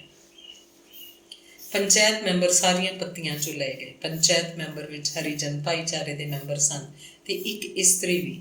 ਫਿਰ ਤਾਂ ਪੰਚਾਇਤ ਦੀ ਹੀ ਚੱਲਣ ਲੱਗੀ। ਮਾਲ ਮਹਿਕਮਾ ਸਰਪੰਚ ਨੂੰ ਪੁੱਛਦਾ ਤੇ ਪੁਲਿਸ ਵਾਲੇ ਵੀ। ਹੌਲੀ ਹੌਲੀ ਪਿੰਡਾਂ ਦੇ ਨੰਬਰਦਾਰਾਂ ਦੀ ਕਦਰ ਘਟਣ ਲੱਗੀ। ਪਿੰਡ ਦਾ ਕੋਈ ਇਕੱਠ ਹੁੰਦਾ ਤਾਂ ਨੰਬਰਦਾਰ ਆਪਣੇ ਆਪ ਹੀ ਉਸ ਇਕੱਠ 'ਚ ਸ਼ਾਮਿਲ ਹੋ ਜਾਂਦੇ ਸਨ। ਉਂਝ ਉਹਨਾਂ ਦੀ ਉੱਥੇ ਕੋਈ ਲੋੜ ਨਹੀਂ ਹੁੰਦੀ ਸੀ ਤੇ ਨਾ ਹੀ ਉਹਨਾਂ ਦੀ ਕੋਈ ਖਾਸ ਸਲਾਹ ਲਈ ਜਾਂਦੀ ਸੀ। ਪਟਵਾਰੀ ਇਕੱਲੇ ਨੰਬਰਦਾਰ ਨੂੰ ਫਰਦਾਂ ਬਣਾ ਕੇ ਦੇ ਦਿੰਦਾ ਤੇ ਉਹ ਮਾਮਲਾ ਇਕੱਠਾ ਕਰਦੇ। ਮਾਮਲੇ ਦੀ ਰਕਮ ਵਿੱਚ ਨੰਬਰਦਾਰਾਂ ਦਾ ਹਿੱਸਾ ਵੀ ਹੁੰਦਾ, ਜਿਹੜਾ ਸਰਕਾਰ ਉਹਨਾਂ ਨੂੰ ਮੁਆਵਜ਼ੇ ਵਜੋਂ ਦਿੰਦੀ ਸੀ। ਹਾਂ, ਬਸ ਖਾਨਦਾਨ ਮਗਰ ਲੱਗੀ ਨੰਬਰਦਾਰੀ ਦੀ ਪੂਛ ਬਰਕਰਾਰ ਸੀ। ਪਿੰਡ ਦਾ ਪਹਿਲਾ ਸਰਪੰਚ ਸੁਰਜਨ ਫੌਜੀ ਸੀ। ਉਹਦੇ ਨਾਲ 2 ਪੰਚਾਇਤ ਮੈਂਬਰ ਵੀ ਬਣਾਏ ਗਏ ਸਨ। ਇੱਕ ਤਾਂ ਸੀ ਰਾਮਦਾਸੀਆਂ ਵਿੱਚੋਂ ਬੱਗੂ ਸਿੰਘ ਤੇ ਦੂਜਾ ਮੈਂਬਰ ਇੱਕ ਬੁੜੀ ਸੀ, ਦਿਆਕੁਰ। ਉਦੋਂ ਪੈਪਸੂ ਰਾਜ ਸੀ। ਪਿੰਡ 'ਚੋਂ ਹੁਕਮ ਆਇਆ ਕਿ ਪੰਚਾਇਤ ਬਣਾਈ ਜਾਵੇ। ਪਟਵਾਰੀ ਨੇ ਚੌਕੀਦਾਰ ਨੂੰ ਸੱਦ ਕੇ ਪਿੰਡ ਦਾ ਇਕੱਠ ਕੀਤਾ। ਬਹੁਤੇ ਬੰਦੇ ਨਹੀਂ ਆਏ, ਐਵੇਂ ਬਸ 200 ਆਦਮੀ ਗੁਰਦੁਆਰੇ ਦੀਆਂ ਨਿੰਮਾਂ ਥੱਲੇ ਇਕੱਠੇ ਹੋਏ। ਇਹ ਚੋਣ ਇਕੱਲੇ ਪਟਵਾਰੀ ਨਹੀਂ ਕਰਵਾਈ ਸੀ। ਪਹਿਲਾਂ 3 ਬੰਦਿਆਂ ਤੋਂ ਇੱਕ ਪਰਚੇ ਉੱਤੇ ਦਸਤਖਤ ਕਰਾਏ ਗਏ। ਇਹਨਾਂ ਤਿੰਨਾਂ ਨੇ ਆਪਣਾ ਨਾਂ ਆਪ ਹੀ ਪੇਸ਼ ਕੀਤਾ ਸੀ ਕਿ ਮੈਂ ਸਰਪੰਚ ਬਣਨਾ ਚਾਹੁੰਦਾ। ਇੱਕ ਸੀ ਸੁਰਜਨ ਫੌਜੀ, ਦੂਜਾ ਸਾਧੂ ਬਾਣੀਆ ਤੇ ਤੀਜਾ ਇੱਕ ਗੱਭਰੂ ਜਿਹਾ ਮੁੰਡਾ ਸੀ ਜਿਹੜਾ ਬਠਿੰਡੇ ਕਾਲਜ 'ਚ ਪੜ੍ਹਦਾ ਸੁਣੀਂਦਾ ਸੀ। ਇਹ ਕਿਸੇ ਨੂੰ ਪੱਕਾ ਪਤਾ ਨਹੀਂ ਸੀ ਕਿ ਉਹ ਕਦੇ ਬਠਿੰਡੇ ਜਾਂਦਾ ਹੈ ਤਾਂ ਕੀ ਕਰਨ ਜਾਂਦਾ ਹੈ। ਉਹਨਾਂ ਦੇ ਘਰਦਿਆਂ ਦਾ ਤਾਂ ਇਹੋ ਐਲਾਨ ਸੀ ਕਿ ਉਹ ਬਠਿੰਡੇ ਕਾਲਜ 'ਚ ਪੜ੍ਹਦਾ ਹੈ। ਇਹਦਾ ਨਾਂ ਇੰਦਰਜੀਤ ਸਿੰਘ ਸੀ। ਸਭ ਉਹਨੂੰ ਜੀਤਾ ਆਖਦੇ। ਜੀਤੇ ਦੇ ਨਾਂ ਨਾਲ ਹੀ ਉਹ ਪਿੰਡ ਦੇ ਨੌਜਵਾਨਾਂ 'ਚ ਜਾਣਿਆ ਜਾਂਦਾ। ਸੁਰਜਨ ਫੌਜੀ ਨੂੰ ਪਤਾ ਸੀ ਕਿ ਉਹ ਪਟਵਾਰੀ ਨੂੰ ਇੱਕ ਦਿਨ ਪਹਿਲਾਂ ਹੀ ਮਿਲ ਗਿਆ। ਉਹਦੇ ਮੁਕਾਬਲੇ 'ਚ ਪਿੰਡ ਦਾ ਬੰਦਾ ਕੋਈ ਖੜਦਾ ਨਾ ਖੜਦਾ, ਸਰਪੰਚ ਉਸੇ ਨੂੰ ਬਣਾਇਆ ਜਾਣਾ ਸੀ। ਪਟਵਾਰੀ ਨੇ ਸਭ ਤੋਂ ਪਹਿਲਾਂ ਸੁਰਜਨ ਫੌਜੀ ਦਾ ਨਾਂ ਲਿਆ ਤੇ ਆਖਿਆ, ਜਿਹੜੇ ਉਹਨੂੰ ਸਰਪੰਚ ਟਿੱਕਣਾ ਚਾਹੁੰਦੇ ਹਨ ਉਹ ਆਪਣੀ ਬਾਂਹ ਖੜੀ ਕਰ ਦੇਣ। ਚੰਬ ਵਿੱਚ ਹੀ ਸਾਰੇ ਲੋਕਾਂ ਨੇ ਬਾਹਾਂ ਖੜੀਆਂ ਕਰਤੀਆਂ। ਕਿਸੇ ਨੇ ਬਾਂਹ ਨਹੀਂ ਵੀ ਖੜੀ ਕੀਤੀ ਹੋਏਗੀ। ਸੁਰਜਨ ਫੌਜੀ ਨੂੰ ਪਿੰਡ ਦੇ ਸਭ ਲੋਕ ਜਾਣਦੇ ਸੀ। ਉਹ ਆਜ਼ਾਦੀ ਤੋਂ ਪਹਿਲਾਂ ਫੌਜ 'ਚ ਗਿਆ ਸੀ ਜਾਂ ਨਹੀਂ, ਕੋਈ ਪੱਕਾ ਸਬੂਤ ਨਹੀਂ ਸੀ। ਇੱਕ ਵਾਰ ਉਹ ਪਿੰਡੋਂ ਨਿਕਲਿਆ, ਕਈ ਸਾਲ ਮੁੜ ਕੇ ਘਰ ਨਹੀਂ ਆਇਆ ਸੀ। ਉਹਨਾਂ ਦੇ ਘਰ ਦੇ ਆਖਦੇ ਸੀ ਉਹ ਅੰਬਾਲੇ ਜਾ ਕੇ ਫੌਜ 'ਚ ਭਰਤੀ ਹੋ ਗਿਆ। ਪਿੰਡ ਦੇ ਬੰਦੇ ਇਹ ਵੀ ਆਖਦੇ ਸੀ ਕਿ ਉਹ ਕਲਕੱਤੇ ਕਿਸੇ ਨੇ ਦੇਖਿਆ ਟੈਕਸੀ ਚਲਾਉਂਦਾ। ਕੋਈ ਉਹਦਾ ਮਖੌਲ ਉਡਾ ਰਿਹਾ ਹੁੰਦਾ ਕਿ ਸੁਰਜਨ ਇਹਨਾਂ ਦਾ ਮੁੰਡਾ ਕਿਹੜੀ ਟੈਕਸੀ, ਜਿਹਨੇ ਆਪ ਅੱਖੀਂ ਦੇਖਿਆ ਦੱਸਦਾ ਕਿ ਉਹ ਕਲਕੱਤੇ ਦੀ ਤੰਦੂਰ 'ਤੇ ਰੋਟੀਆਂ ਪਕਾ ਰਿਹਾ ਸੀ। 4 ਕੁ ਸਾਲਾਂ ਬਾਅਦ ਸੁਰਜਨ ਪਿੰਡ ਵੜਿਆ। ਉਦੋਂ ਤੱਕ ਦੇਸ਼ ਆਜ਼ਾਦ ਹੋ ਚੁੱਕਿਆ ਸੀ। ਦੂਜੀ ਵੱਡੀ ਸੰਸਾਰ ਜੰਗ ਕਦੋਂ ਦੀ ਖਤਮ ਹੋ ਚੁੱਕੀ ਸੀ। ਉਹਦਾ ਰਹਿਣ ਸਹਿਣ ਸੱਚੀ ਇਉਂ ਸੀ ਜਿਵੇਂ ਫੌਜੀ ਰਿਹਾ ਹੋਵੇ। ਖਾਕੀ ਜੀਨ ਦੀ ਪੈਂਟ ਨਾਲ ਚਿੱਟਾ ਕੁੜਤਾ ਪਹਿਨਦਾ, ਵੱਡੇ ਵੱਡੇ ਕਾਲਰਾਂ ਵਾਲਾ, ਨੀਲੇ ਰੰਗ ਦੀ ਪਗੜੀ ਬੰਨ੍ਹਦਾ, ਥੱਲੇ ਲਾਲ ਰੰਗ ਦੀ 50 ਲਾ ਕੇ, ਦਾੜੀ ਬੰਨ੍ਹ ਕੇ ਰੱਖਦਾ, ਪੈਰਾਂ 'ਚ ਫੀਤਿਆਂ ਵਾਲੇ ਕਾਲੇ ਲੰਮੇ ਬੂਟ। ਸੁਰਜਣ ਆਪਣੇ ਜ਼ਮਾਨੇ ਦੀਆਂ 4 ਜਮਾਤਾਂ ਉਰਦੂ ਦੀਆਂ ਪੜ੍ਹਿਆ ਹੋਇਆ ਸੀ। ਉਹ ਕਦੇ ਬਠਿੰਡੇ ਜਾਂਦਾ ਤਾਂ ਉਰਦੂ ਦਾ ਅਖਬਾਰ ਲੈ ਕੇ ਆਉਂਦਾ, ਕਿਸੇ ਹੱਥ ਬਠਿੰਡੇ ਤੋਂ ਉਰਦੂ ਦਾ ਅਖਬਾਰ ਮੰਗਵਾਉਂਦਾ ਵੀ ਰਹਿੰਦਾ। ਉਹਦੇ ਹੱਥ 'ਚ ਅਖਬਾਰ ਹੁੰਦਾ ਤੇ ਉਹ ਇਕੱਲੀ ਇਕੱਲੀ ਖਬਰ ਸੱਤ 'ਚ ਖੁੰਡਾ ਉੱਤੇ ਬੈਠੇ ਬੰਦਿਆਂ ਨੂੰ ਪੜ੍ਹ ਸੁਣਾਉਂਦਾ। ਅਖਬਾਰ ਪੜ੍ਹਨ ਕਰਕੇ ਉਹ ਆਪਣੀ ਪੱਤੀ ਦੀ ਸੱਥ ਵਿੱਚ ਹੀ ਮਸ਼ਹੂਰ ਨਹੀਂ, ਫਿਰ ਪਿੰਡ ਵਿੱਚ ਹੀ ਉਹਦੀਆਂ ਗੱਲਾਂ ਹੋਣ ਲੱਗੀਆਂ। ਫਿਰ ਤਾਂ ਉਹ ਗੁਰਦੁਆਰੇ ਦੀਆਂ ਨਿੰਮਾਂ ਥੱਲੇ ਜਾ ਕੇ ਅਖਬਾਰ ਪੜ੍ਹਦਾ ਸੀ। ਸੁਣਨ ਵਾਲੇ ਪਿੱਛੋਂ ਆਖਦੇ, ਬੋਤੀਆਂ ਵਾਲਿਆਂ ਦਾ ਸੁਰਜਣ ਦੇਖ ਲੈ ਕਿਵੇਂ ਕੜਾਕ ਕੜਾਕ ਅਖਬਾਰ ਪੜ੍ਹ ਕੇ ਸੁਣਾਉਂਦਾ, ਜਿਵੇਂ ਰੇਡੀਆ ਬੋਲਦਾ ਹੋਵੇ, ਕਿਉਂਕਿ ਫਿਰ ਸਾਰਾ ਪਿੰਡ ਉਹਨੂੰ ਜਾਣਦਾ ਸੀ। ਉਹਦਾ ਨਾਂ ਲਏ ਤਾਂ ਸਾਰੇ ਬੰਦਿਆਂ ਨੇ ਬਾਹਾਂ ਖੜੀਆਂ ਕਰਤੀਆਂ। ਪਟਵਾਰੀ ਨੇ ਉੱਚੇ ਹੱਥ ਗਿਣੇ ਤੇ ਗਿਣਤੀ ਆਪਣੀ ਕਾਪੀ 'ਚ ਲਿਖ ਲਈ। ਦੂਜਾ ਸੀ ਸਾਧੂ ਬਾਣੀਆਂ। ਇਹ ਕੰਮ ਕੋਈ ਨਹੀਂ ਸੀ ਕਰਦਾ ਤੇ ਨਾ ਹੀ ਕਿਧਰੇ ਉਹਦੀ ਕੋਈ ਦੁਕਾਨ ਸੀ। ਉਹਦੀ ਤੀਵੀਂ ਭੱਜ ਕੇ ਪੇਕੀ ਜਾ ਵੜੀ ਸੀ ਜਾਂ ਕੀ ਪਤਾ ਕਿੱਥੇ ਗਈ ਸੀ। ਮਗਰ ਇੱਕ ਮੁੰਡਾ ਛੱਡ ਗਈ। ਮੁੰਡੇ ਦੀ ਉਮਰ 7-8 ਸਾਲ ਸੀ, ਇੱਕ ਪੈਰ ਤੋਂ ਲੰਗੜਾ ਸੀ, ਹੱਥ ਦੀ ਇੱਕ ਉਂਗਲ ਮੂੰਹ 'ਚ ਪਾ ਕੇ ਰੱਖਦਾ। ਸਾਧੂ ਉਹਨੂੰ ਉਂਗਲ ਲਾ ਕੇ ਸਾਰਾ ਦਿਨ ਪਿੰਡ ਦੇ ਗੇੜੇ ਕੱਢਦਾ ਫਿਰਦਾ। ਜਿਸ ਘਰੋਂ ਰੋਟੀ ਮਿਲਦੀ ਖਾ ਲੈਂਦਾ, ਜਿੱਥੋਂ ਚਾਹ ਮਿਲਦੀ ਪੀ ਲੈਂਦਾ। ਮੁੰਡਾ ਵੀ ਜੱਟਾਂ ਦੇ ਟੁਕੜਿਆਂ 'ਤੇ ਪਲ ਰਿਹਾ ਸੀ। ਬਾਣੀਆਂ ਨੇ ਸੋਚਿਆ ਹੋਏਗਾ ਕਿ ਚਲੋ ਸਰਪੰਚ ਹੀ ਬਣ ਜਾਂਦੇ ਹਾਂ। ਸਾਧੂ ਦਾ ਨਾਂ ਲਿਆ ਤਾਂ ਲੋਕ ਉੱਚਾ ਉੱਚਾ ਹੱਸਣ ਲੱਗੇ, ਚੀਕਾਂ ਮਾਰ ਰਹੇ ਸਨ। ਉਹਦੇ ਨਾਂ ਨੂੰ ਹਾਸੇ ਹਾਸੇ ਵਿੱਚ ਹੀ ਕੁਝ ਬੰਦਿਆਂ ਨੇ ਹੱਥ ਖੜ੍ਹੇ ਕਰਤੇ, ਕੁਝ ਮਨਚਲਿਆਂ ਨੇ ਆਪਣੇ ਦੋਵੇਂ ਹੱਥ ਖੜ੍ਹੇ ਕੀਤੇ। ਪਟਵਾਰੀ ਨੇ ਉਹਦੇ ਹੱਥ ਵੀ ਗਿਣ ਲਏ। ਤੀਜਾ ਨਾਂ ਇੰਦਰਜੀਤ ਸਿੰਘ ਸੀ। ਕਿਸੇ ਨੂੰ ਘੱਟ ਹੀ ਪਤਾ ਸੀ ਕਿ ਇੰਦਰਜੀਤ ਕੌਣ ਹੈ। ਲੋਕ ਤਾਂ ਜੀਤੇ ਨੂੰ ਜਾਣਦੇ ਸੀ, ਜਿਹੜਾ ਬਠਿੰਡੇ ਕਾਲਜ 'ਚ ਪੜ੍ਹਦਾ ਸੀ। ਇੰਦਰਜੀਤ ਨਾਂ ਨੂੰ ਕੌਣ ਜਾਣਦਾ ਸੀ? ਨਾਂ ਲਏ ਤੋਂ ਲੋਕ ਚੁੱਪ ਸਨ। ਚੁੱਪ ਵੀ ਕੁਝ ਲੋਕਾਂ ਨੇ ਹੱਥ ਖੜ੍ਹੇ ਕੀਤੇ ਜੋ ਲਿਖ ਲਏ ਗਏ। ਪਟਵਾਰੀ ਨੇ ਵੋਟਾਂ ਪੜ੍ਹ ਕੇ ਸੁਣਾਈਆਂ। ਸੁਰਜਣ ਸਿੰਘ ਫੌਜੀ ਵੇਲੇ ਸਭ ਤੋਂ ਵੱਧ ਹੱਥ ਖੜ੍ਹੇ ਹੋਏ ਸਨ। ਉਹ ਸਰਪੰਚ ਬਣਾ ਦਿੱਤਾ ਗਿਆ। ਆਮ ਲੋਕਾਂ ਨੂੰ ਕੋਈ ਪਤਾ ਨਹੀਂ ਸੀ ਕਿ ਸਰਪੰਚ ਕੀ ਹੁੰਦਾ। ਉਹ ਤਾਂ ਬੱਗੂ ਰਾਮਦਾਸੀਏ ਨੂੰ ਵੀ ਸਰਪੰਚ ਆਖਦੇ ਤੇ ਆਨੰਦਪੁਰ ਬੁੜੀ ਨੂੰ ਸਰਪੰਚਣੀ। ਇਹਨਾਂ ਦੋਵਾਂ ਦੇ ਨਾਂ ਪਟਵਾਰੀ ਨੇ ਵੈਸੇ ਹੀ ਬੋਲਤੇ ਸੀ। ਕੁਝ ਬੰਦਿਆਂ ਦੀ ਸਲਾਹ ਵੀ ਲਈ ਹੋਏਗੀ। ਬੱਗੂ ਰਾਮਦਾਸੀਆ ਵਿਹਲਾ ਰਹਿੰਦਾ, ਬਜ਼ੁਰਗ ਬੰਦਾ ਸੀ। ਵਿਹੜੇ 'ਚ ਉਹਦੀ ਚੰਗੀ ਪੁੱਛ ਦੱਸ ਸੀ। ਉਹ ਸ਼ਰੀਫ ਆਦਮੀ ਸੀ, ਇਮਾਨਦਾਰੀ ਨਾਲ ਜੱਟਾਂ ਦਾ ਸੀਰੀ ਰਿਹਾ। ਆਨੰਦਪੁਰ ਬੁੜੀ ਇਕੱਲੀ ਸੀ, ਨਾ ਧੀ ਨਾ ਪੁੱਤ। ਘਰ ਵਾਲਾ ਪਹਿਲਾਂ ਕਦੋਂ ਦਾ ਮਰ ਚੁੱਕਿਆ ਸੀ। ਉਹ ਬੁੜੀਆਂ ਦੀ ਦਵਾਈ ਬੂਟੀ ਕਰਦੀ ਤੇ ਹੱਥ 'ਚ ਸੋਟੀ ਫੜ ਕੇ ਲੋਕਾਂ ਦੇ ਘਰ ਹੀ ਫਿਰਦੀ ਰਹਿੰਦੀ। ਔਰਤਾਂ ਉਹਦੀ ਇੱਜ਼ਤ ਕਰਦੀਆਂ ਸੀ, ਅੰਮਾ ਜੀ ਹੁੰਦੀ ਰਹਿੰਦੀ। ਸਰਪੰਚ ਬਣ ਕੇ ਸੁਰਜਣ ਫੌਜੀ ਵਿਗੜ ਗਿਆ। ਪਿੰਡ ਦੇ 4 ਨੰਬਰਦਾਰਾਂ 'ਚੋਂ ਇੱਕ ਵੀ ਅਜਿਹਾ ਨਹੀਂ ਸੀ। ਉਹ ਨਿੱਤ ਦਾਰੂ ਪੀਂਦਾ। ਬਠਿੰਡੇ ਕੋਰਟ ਕਚਹਿਰੀ 'ਚ ਜਾਣਾ ਹੁੰਦਾ ਤਾਂ ਅਗਲੇ ਤੋਂ ਪੈਸੇ ਲੈ ਕੇ ਉਹਦੇ ਹੱਕ 'ਚ ਗਵਾਹੀ ਦਿੰਦਾ। ਉਹ ਅੱਖਰਾਂ ਦਾ ਸਿਆਣੂ ਸੀ ਤੇ ਬੋਲਣ ਜਾਣਦਾ। ਅਨਪੜ੍ਹ ਜੱਟਾਂ ਨੂੰ ਕੀ ਦਵਾਲ ਸੀ। ਦੇਸ਼ 'ਚ ਪਹਿਲੀ 5 ਸਾਲਾ ਯੋਜਨਾ ਚੱਲ ਰਹੀ ਸੀ ਕਿਸਾਨਾਂ ਦੇ ਭਲੇ ਤੇ ਅਗਵਾਈ ਲਈ। ਪੈਪਸੂ ਦਾ ਖੇਤੀਬਾੜੀ ਮਹਿਕਮਾ ਸਰਗਰਮ ਸੀ। ਇਹਦਾ ਮੁੱਖ ਦਫ਼ਤਰ ਨਾਭਾ ਵਿਖੇ ਸੀ। ਪਿੰਡਾਂ 'ਚ ਗ੍ਰਾਮ ਸੇਵਕ ਛੱਡੇ ਹੋਏ ਸਨ, ਜਿਹੜੇ ਖੇਤੀਬਾੜੀ ਮਹਿਕਮੇ ਵੱਲੋਂ ਭੇਜੀਆਂ ਸਬਸਿਡੀਆਂ ਕਿਸਾਨਾਂ 'ਚ ਮੁਫਤ ਵੰਡਦੇ। ਫਸਲਾਂ ਦੇ ਨਵੇਂ ਬੀਜ ਆ ਰਹੇ ਸਨ, ਕੀਟਨਾਸ਼ਕ ਦਵਾਈਆਂ ਤੇ ਬਹੁਤ ਘੱਟ ਰੇਟ ਉੱਤੇ ਬਨੌਟੀ ਖਾਦਾਂ। ਗ੍ਰਾਮ ਸੇਵਕ ਨਾਲ ਮਿਲ ਕੇ ਸੁਰਜਣ ਸਰਪੰਚ ਇਹ ਸਬਸਿਡੀਆਂ ਪਰੇ ਦੀ ਪਰੇ ਵੇਚ ਦਿੰਦਾ। ਗ੍ਰਾਮ ਸੇਵਕ ਉਹਨੂੰ ਗੜਬੜ ਕਰਨ ਦੇ ਢੰਗ ਤਰੀਕੇ ਦੱਸਦਾ ਸੀ। ਫਿਰ ਪੈਪਸੂ ਰਾਜ ਦੇ ਪੰਚਾਇਤ ਵਿਭਾਗ ਤੇ ਖੇਤੀਬਾੜੀ ਮਹਿਕਮੇ ਵੱਲੋਂ ਪਿੰਡਾਂ ਨੂੰ ਗ੍ਰਾਂਟਾਂ ਮਿਲਦੀਆਂ। ਮੁੜ ਕੇ ਕਈ ਵਰ੍ਹਿਆਂ ਤੱਕ ਨਵੀਆਂ ਪੰਚਾਇਤਾਂ ਨਹੀਂ ਬਣਾਈਆਂ ਗਈਆਂ। ਸੁਰਜਣ ਫੌਜੀ ਸਰਪੰਚ ਚੱਲਦਾ ਰਿਹਾ। ਉਹਨੂੰ ਕਿਸੇ ਨੇ ਨਹੀਂ ਪੁੱਛਿਆ, ਕੋਈ ਪੜਤਾਲ ਨਹੀਂ ਹੋਈ, ਕੋਈ ਦਾਦ ਨਾ ਫਰਿਆਦ। ਸੁਰਜਣ ਫੌਜੀ ਨੂੰ ਕਿਸੇ ਨੇ ਬੁਲਾਇਆ ਤੱਕ ਨਹੀਂ। ਉਹ ਤਾਂ ਹਰ ਵੇਲੇ ਦਾਰੂ 'ਚ ਗੁੱਟ ਰਹਿੰਦਾ। ਉਹਦੇ ਨਾਲ ਕੀ ਕਰਦਾ ਕੋਈ। ਪੈਪਸੂ ਟੁੱਟਣ ਕਾਰਨ ਫਿਰ ਪੰਜਾਬ 'ਚ ਗ੍ਰਾਮ ਪੰਚਾਇਤਾਂ ਬਣੀਆਂ। ਇਹਨਾਂ ਦੀ ਬਾਕਾਇਦਾ ਵੋਟਾਂ ਪਵਾ ਕੇ ਚੋਣ ਹੋਈ। ਸਰਪੰਚ ਦੀ ਸਿੱਧੀ ਚੋਣ ਹੁੰਦੀ ਸੀ। ਪਿੰਡ ਨੇ ਏਕਾ ਕਰਕੇ ਦੌਲਾ ਸਿੰਘ ਨੂੰ ਸਰਬਸੰਮਤੀ ਨਾਲ ਸਰਪੰਚ ਚੁਣ ਲਿਆ। ਪੰਚਾਇਤ ਮੈਂਬਰਾਂ ਲਈ ਵੋਟਾਂ ਪਵਾਈਆਂ ਗਈਆਂ। 15 ਬੰਦੇ ਖੜ੍ਹੇ ਹੋਏ, 15 ਹੀ ਬਕਸੇ ਰੱਖੇ ਗਏ। ਵੋਟਰ ਆਉਂਦਾ ਤੇ ਆਪਣੀ ਪਸੰਦ ਦੇ ਮੈਂਬਰ ਨੂੰ ਉਹਦੇ ਬਕਸੇ 'ਚ ਪਰਚੀ ਪਾਉਂਦਾ। ਪਰਚੀ ਉੱਤੇ ਮੋਹਰ ਲਾ ਕੇ ਸਿਰਫ ਚੋਣ ਅਫਸਰ ਦੇ ਦਸਤਖਤ ਹੁੰਦੇ। 15 ਬਕਸਿਆਂ 'ਚੋਂ ਇਕੱਲੇ ਬਕਸੇ ਦੀਆਂ ਪਰਚੀਆਂ ਗਿਣੀਆਂ ਗਈਆਂ। ਹਰੀਜਨ ਮੈਂਬਰ ਵੀ ਖੜ੍ਹੇ ਹੋਏ ਸਨ। ਇਹ 2 ਸਨ। ਜਿਨ੍ਹਾਂ ਪਹਿਲੇ 7 ਬੰਦਿਆਂ ਦੀਆਂ ਵੋਟਾਂ ਵੱਧ ਨਿਕਲੀਆਂ, ਉਹਨਾਂ ਨੂੰ ਪੰਚਾਇਤ ਮੈਂਬਰ ਮੰਨ ਲਿਆ ਗਿਆ। ਉਹਨਾਂ 'ਚ ਇੱਕ ਰਾਮਦਾਸੀਆ ਸੀ, 6 ਜੱਟ ਕਿਸਾਨ। ਬਾਅਦ 'ਚ ਇੱਕ ਔਰਤ ਨੂੰ ਵੀ ਨਾਮਜ਼ਦ ਕਰ ਲਿਆ, ਜੋ ਜ਼ਰੂਰੀ ਸੀ। ਦੌਲਾ ਸਿੰਘ ਕਦੇ ਇੱਟਾਂ ਦਾ ਭੱਠਾ ਲਾਉਂਦਾ ਹੁੰਦਾ। ਇਸ ਕੰਮ ਦਾ ਉਹਨੂੰ ਤਜਰਬਾ ਵੀ ਸੀ। ਇਸੇ ਕਰਕੇ ਹਰ ਵਾਰ 4 ਪੈਸੇ ਕਮਾ ਲੈਂਦਾ ਸੀ। ਵਿਹਾਰ ਦਾ ਸੁੱਚਾ ਸੀ, ਕਦੇ ਕਿਸੇ ਬੰਦੇ ਨਾਲ ਬੇਈਮਾਨੀ ਨਹੀਂ ਕਰਦਾ ਸੀ। ਦੌਲੇ ਦੇ ਕੋਈ ਧੀ ਪੁੱਤ ਨਹੀਂ ਸੀ। ਉਹਨੇ ਕਿਹਦੇ ਲਈ ਕੁਝ ਬਣਾਉਣਾ ਸੀ। ਸਰਪੰਚ ਨੇ ਢਿੱਡੋਂ ਹੀ ਨਹੀਂ ਪੁੱਟੀ ਸੀ। ਚੰਗੀ ਬਥੇਰੀ ਸੀ। ਉਹਨਾਂ ਤੋਂ ਭੱਠਿਆਂ ਵੇਲੇ ਦਾ ਜੋੜਿਆ ਹੀ ਨਹੀਂ ਮੁੱਕਦਾ ਸੀ। ਹੋਰ ਉਹਨਾਂ ਨੇ ਕਿਹਨੂੰ ਦੇਣਾ ਸੀ? ਦੌਲਾ ਨਿੱਤ ਦਾ ਪਿਆਗ ਸੀ। ਉਸ ਜੱਚ ਕੇ ਬੈਠਦਾ ਤਾਂ ਇਕੱਲਾ ਠੇਕੇ ਦੀ ਪੂਰੀ ਬੋਤਲ ਪੀ ਜਾਂਦਾ, ਪਰ ਆਪਣੇ ਪੱਲਿਓਂ ਪੀਂਦਾ ਸੀ। ਪੰਚਾਇਤ ਫੰਡ ਚੋਂ ਕਦੇ ਇੱਕ ਪੈਸਾ ਵੀ ਉਹਨੂੰ ਹਰਾਮ ਸੀ। ਭੱਠਿਆਂ ਤੋਂ ਬਾਅਦ ਉਹ ਦੇਸੀ ਸ਼ਰਾਬ ਦਾ ਠੇਕਾ ਲੈਣ ਲੱਗ ਪਿਆ। ਦੌਲਾ ਸਿੰਘ ਪਿੰਡ ਦਾ ਸੱਚਾ ਸੁੱਚਾ ਸਰਪੰਚ ਸੀ। ਦੌਲਾ ਸਿੰਘ ਕੋਈ 15 ਸਾਲ ਸਰਪੰਚ ਰਿਹਾ। ਉਹ ਤਾਂ ਜਿਵੇਂ ਜੰਮਿਆ ਹੀ ਸਰਪੰਚ ਹੋਵੇ, ਆਦ ਜੁਗਾਦੀ ਸਰਪੰਚ। ਉਹ ਜਦੋਂ ਸਰਪੰਚ ਨਹੀਂ ਵੀ ਸੀ ਪਿੰਡ, ਉਹਨੂੰ ਫੇਰ ਵੀ ਸਰਪੰਚ ਆਖਦਾ। ਦੌਲਾ ਸਿੰਘ ਸਰਪੰਚ।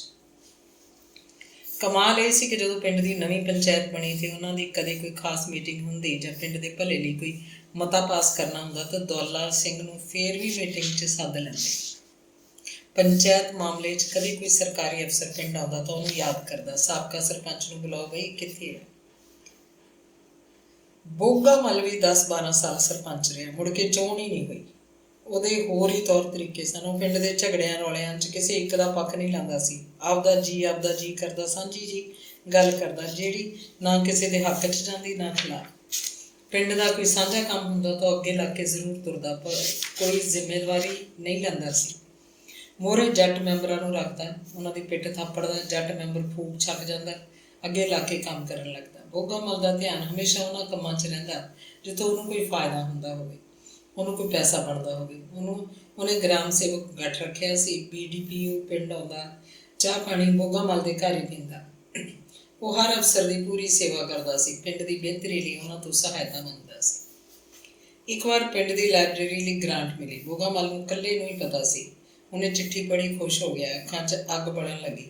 BDPO ਦਫ਼ਤਰ ਦੇ ਕਲਰਕ ਨੂੰ ਨਾਲ ਲੈ ਕੇ ਉਹ ਜਲੰਧਰ ਗਿਆ, ਬਿੱਲ ਲੈ ਆਇਆ। ਕਿਵੇਂ ਨਾ ਕਿਵੇਂ ਪਬਲਿਸ਼ਰ ਨਾਲ ਹੇਠਾਂ ਉੱਤੇ ਕਰਕੇ ਕਿਤਾਬਾਂ ਨਹੀਂ ਆਈਆਂ। ਇਹ 20,000 ਰੁਪਏ ਦੀ ਲਾਇਬ੍ਰੇਰੀ ਗ੍ਰਾਂਟ ਸੀ। ਬੋਗਾ ਮੱਲ ਇਸ ਤਰ੍ਹਾਂ ਹੀ ਛੋਟੇ ਮੋਟੇ ਘਾੜੇ ਵਾਲੇ ਕਰਦਾ ਰਹਿੰਦਾ ਸੀ ਤੇ ਉਹਦਾ ਠੱਕ ਠਕਾ ਚੱਲੀ ਜਾਂਦਾ। ਸਰਪੰਚ ਬਣਨ ਦਾ ਉਹਨੂੰ ਸਮਾਜਿਕ ਲਾਭ ਬਹੁਤ ਹੋਇਆ। ਉਹਦੇ 3 ਮੁੰਡੇ ਸਨ। ਵੱਡਾ ਮੁੰਡਾ ਢਿੱਲਾ ਮੱਠਾ ਰਹਿੰਦਾ ਸੀ, ਦੁਕਾਨ 'ਤੇ ਨਹੀਂ ਬੈਠਦਾ ਸੀ। ਸਾਰਾ ਦਿਨ ਸਰਦੀਆਂ 'ਚ ਧੁੱਪੇ ਖੇਸ ਲੈ ਕੇ ਪਿਆ ਰਹਿੰਦਾ। ਗਰਮੀਆਂ ਦੇ ਮਹੀਨੇ ਬੈਠਕ 'ਚੋਂ ਨਹੀਂ ਲੰਘਦਾ ਸੀ। ਪੱਖਾ ਛੱਡ ਲੈਂਦਾ, ਪਿਆ ਰਹਿੰਦਾ। ਰੋਟੀ ਵੇਲੇ ਚੰਗੀ ਭਲੀ ਰੋਟੀ ਖਾ ਲੈਂਦਾ। ਦੂਜੇ ਮੁੰਡੇ ਦੇ ਲੱਤ 'ਚ ਨੁਕਸ ਸੀ, ਉਹ ਲੱਗ ਮਾਰ ਕੇ ਤੁਰਦਾ। ਕਦੇ ਕਦੇ ਤਾਂ ਉਹਨੂੰ ਗੋਡੇ ਉੱਤੇ ਹੱਥ ਰੱਖ ਕੇ ਤੁਰਨਾ ਪੈਂਦਾ। ਇਹੀ ਮੁੰਡਾ ਦੁਕਾਨ 'ਤੇ ਬੈਠਦਾ ਸੀ। ਇਹੀ ਮੁੰਡਾ ਕਮਾਊ ਸੀ ਤੇ ਬਾਣੀਆਂ ਵਾਲੀਆਂ ਸਾਰੀਆਂ ਚਾਲਾਂ ਕਤਿੱਤਾਂ ਨੂੰ ਸਮਝਣ ਵਾਲਾ। ਇੱਕ ਤਰ੍ਹਾਂ ਨਾਲ ਦੁਕਾਨ ਇਸੇ ਮੁੰਡੇ ਦੇ ਸਹਾਰੇ ਚੱਲਦੀ ਸੀ। ਤੀਜਾ ਮੁੰਡਾ ਅਲੱਥ ਸੀ। ਉਹ 9ਵੀਂ ਜਮਾਤ 'ਚ ਪੜ੍ਹਦਾ ਹੀ ਸਕੂਲੋਂ ਹਟ ਗਿਆ। ਬੋਗਾ ਮੱਲ ਨੇ ਤੇ ਮੁੰਡੇ ਦੀ ਮਾਂ ਨੇ ਉਹਨੂੰ ਬਹੁਤ ਸਮਝਾਇਆ, ਪਰ ਉਹ ਸਮਝਿਆ ਨਹੀਂ। ਜੱਟਾਂ ਦੇ ਮੁੰਡਿਆਂ ਨਾਲ ਅਵਾਰਾ ਫਿਰਨ ਲੱਗਿਆ। ਉਹਨਾਂ ਨਾਲ ਉਹਨਾਂ ਦੇ ਖੇਤਾਂ 'ਚ ਚਲਾ ਜਾਂਦਾ। ਕਦੇ ਕਦੇ ਕਿਸੇ ਦੀ ਮੋਟਰ ਉੱਤੇ ਖੇਤ ਹੀ ਰਾਤ ਕੱਟ ਲੈਂਦਾ। ਮਹਾਜਨਾਂ ਵਾਲਾ ਉਹਦੇ 'ਚ ਇੱਕ ਵੀ ਲੱਛਣ ਨਹੀਂ ਸੀ। ਉਹ ਸ਼ਰਾਬ ਪੀਂਦਾ ਤੇ ਮੀਟ ਮੁਰਗੇ ਖਾਂਦਾ ਸੀ।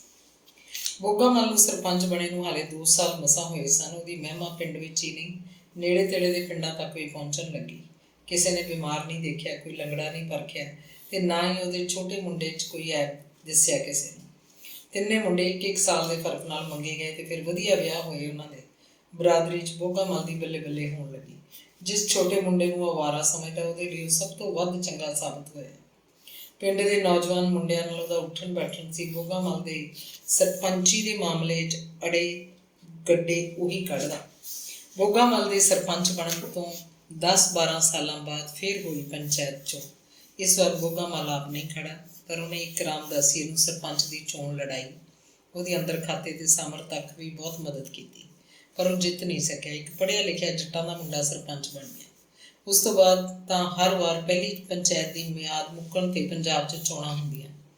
ਕਦੇ ਕੋਈ ਜਿੱਤ ਜਾਂਦਾ, ਕਦੇ ਕੋਈ। ਇੱਕ ਵਾਰ ਰਹਿ ਚੁੱਕਿਆ ਸਰਪੰਚ ਮੁੜ ਕੇ ਚੋਣ ਨਹੀਂ ਲੜਦਾ ਸੀ। ਹਾਂ, ਕਈ ਪੰਚਾਇਤ ਮੈਂਬਰ ਮੁੜ ਖੜੇ ਹੁੰਦੇ, ਕੋਈ ਜਿੱਤ ਜਾਂਦਾ, ਕੋਈ ਹਾਰ ਜਾਂਦਾ। ਪਹਿਲਾਂ ਰੱਬ ਦਾ ਰੂਪ ਸਮਝੀ ਜਾਂਦੀ ਪੰਚਾਇਤ ਕਿਸੇ ਰਾਜਨੀਤੀ 'ਚ ਨਹੀਂ ਪੈਂਦੀ ਸੀ। ਅਸਲ 'ਚ ਉਹਨਾਂ ਨੂੰ ਪਤਾ ਹੀ ਨਹੀਂ ਸੀ ਕਿ ਰਾਜਨੀਤੀ ਕੀ ਹੁੰਦੀ ਹੈ। ਉਹ ਤਾਂ ਪਿੰਡ ਦੇ ਅੰਦਰੂਨੀ ਮਸਲਿਆਂ ਨੂੰ ਨਜਿੱਠ ਲੈਣਾ ਹੀ ਵੱਡੀ ਰਾਜਨੀਤੀ ਸਮਝਦੇ ਤੇ ਫਿਰ ਪੰਚਾਇਤ ਚੋਣਾਂ ਵਿੱਚ ਵੀ ਲੀਡਰ ਆ ਵੜੇ। ਉਹਨਾਂ ਨੂੰ ਵਿਸ਼ਵਾਸ ਸੀ ਕਿ ਵੋਟਰ ਤੱਕ ਸਿੱਧਾ ਪਹੁੰਚਿਆ ਜਾਵੇ। ਕਾਂਗਰਸ ਦਾ ਰਾਜ ਹੁੰਦਾ ਤਾਂ ਉਹ ਪਿੰਡ ਦਾ ਸਰਪੰਚ ਆਪਣੀ ਪਾਰਟੀ ਦਾ ਬਣਾਉਣਾ ਚਾਹੁੰਦੇ। ਇੰਜੀ ਪੰਚਾਇਤ ਮੈਂਬਰਾਂ ਨੂੰ ਵੀ ਪਾਰਟੀ ਉਮੀਦਵਾਰ ਵਜੋਂ ਪੇਸ਼ ਕਰਦੇ। ਪਿੰਡ ਜਗਤਪੁਰ 'ਚ ਅਜਿਹਾ ਹੀ ਵਰਤਾਰਾ ਕਈ ਸਾਲਾਂ ਤੋਂ ਵਾਪਰ ਰਿਹਾ ਸੀ। ਕਦੇ ਉੱਥੋਂ ਦਾ ਸਰਪੰਚ ਕਾਂਗਰਸੀ ਬਣਦਾ, ਕਦੇ ਅਕਾਲੀ। ਇਸ ਵਾਰ ਦੀ ਪੰਚਾਇਤ ਚੋਣ ਬਹੁਤ ਨੇੜੇ ਰਹਿ ਗਈ ਸੀ। ਲਗਭਗ ਤੈਅ ਸੀ ਕਿ ਕਾਂਗਰਸ ਵੱਲੋਂ ਕਿਹੜਾ ਸਰਪੰਚੀ ਲਈ ਖੜਾ ਹੋਏਗਾ ਤੇ ਅਕਾਲੀ ਦਲ ਵੱਲੋਂ ਕਿਹੜਾ। ਉਂਝ ਸਰਪੰਚਾਂ ਲਈ ਰਾਖਵੇਂ ਪਿੰਡ ਵੀ ਹੁੰਦੇ ਸਨ। ਜਿੱਥੇ ਸਿਰਫ ਮਜ਼੍ਹਬੀ ਰਾਮਦਾਸੀਆਂ ਦਾ ਬੰਦਾ ਹੀ ਸਰਪੰਚ ਬਣ ਸਕਦਾ। ਇਵੇਂ ਕੁਝ ਪਿੰਡ ਅਜਿਹੇ ਵੀ ਰਾਖਵੇਂ ਰੱਖੇ ਜਾਂਦੇ ਜਿੱਥੋਂ ਦੀ ਸਰਪੰਚ ਕੋਈ ਇਸਤਰੀ ਹੀ ਬਣ ਸਕਦੀ, ਪਰ ਜਗਤਪੁਰ ਪਿੰਡ ਦੀ ਪੰਚਾਇਤ ਦਾ ਸਰਪੰਚ ਹਮੇਸ਼ਾ ਹੀ ਖੁੱਲ੍ਹਾ ਰੱਖਿਆ ਜਾਂਦਾ।